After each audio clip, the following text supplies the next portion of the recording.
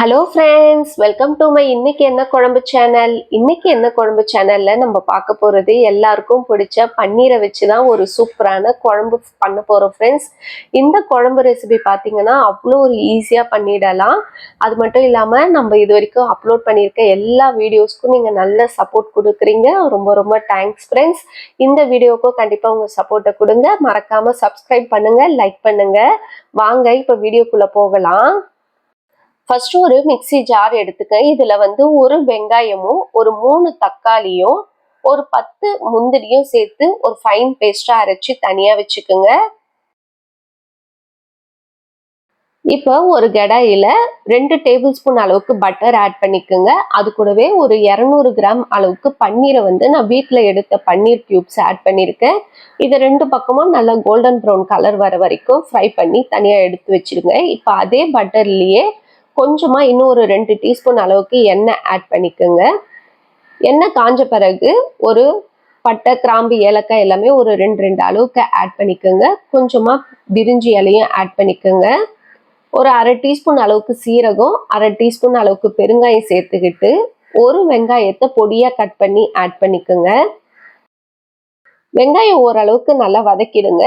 இந்த மாதிரி ஓரளவுக்கு நல்லா வதங்கி வந்த பிறகு இஞ்சி பூண்டு பேஸ்ட் ஒரு 2 டீஸ்பூன் சேர்த்துக்கிட்டு இதோட பச்சை வாசனை போகிற வரைக்கும் நல்லா வதக்கி விட்டுடலாம்.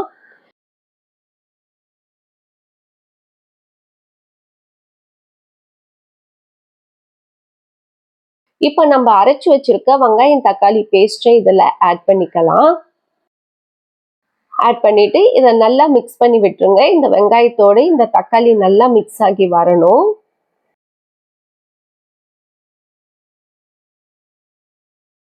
இப்போ இதுக்கு தேவையான மசாலாலாம் ஆட் பண்ணிக்கலாம். இதுல தேவையான அளவுக்கு உப்பு ஆட் பண்ணிக்கோங்க. அது கூடவே தனி மிளகாய் தூள் 1 டீஸ்பூன் ஆட் பண்ணணும். நான் காஷ்மீரி மிளகாத்தூள் வீட்டில் அரைச்ச மிளகாத்தூள் 2 டீஸ்பூன் ஆட் பண்ணியிருக்கேன்.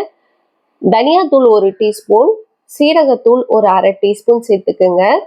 கரம் மசாலா பவுடர் ஒரு அரை டீஸ்பூன், மஞ்சள் தூள் ஒரு அரை டீஸ்பூன் சேர்த்துக்கிட்டு இதை நல்லா மிக்ஸ் பண்ணி விட்டுருங்க. இது ஒரு 3 நிமிஷத்துக்கு நல்லா வதக்கி விட்டுருங்க, கொஞ்சம் பச்சை வாசனை போகிற வரைக்கும். இப்போ மிக்சிலேயே ஒரு அரை கப் அளவுக்கு தண்ணி சேர்த்து நான் இதில் ஆட் பண்ணிக்கிறேன். சேர்த்துட்டு இதை ஒரு மூடி போட்டு ஒரு 10 நிமிஷத்துக்கு மீடியம் ஃப்ளேமில் நல்லா கொதிக்க விட்டுருங்க.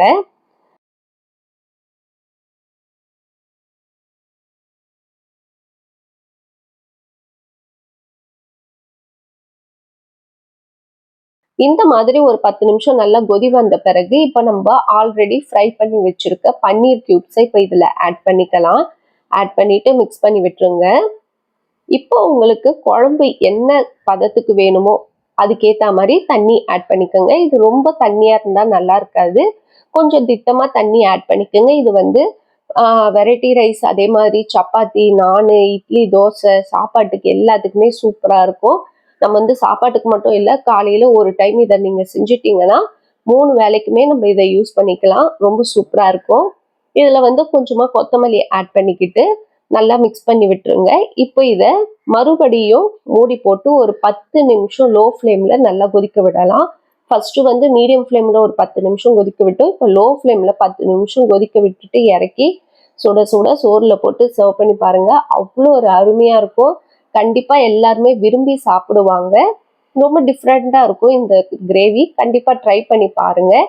இந்த வீடியோ உங்களுக்கு பிடிச்சிருந்ததுன்னா மறக்காமல் லைக் பண்ணுங்கள், ஷேர் பண்ணுங்கள், சப்ஸ்கிரைப் பண்ணுங்கள் ஃப்ரெண்ட்ஸ்.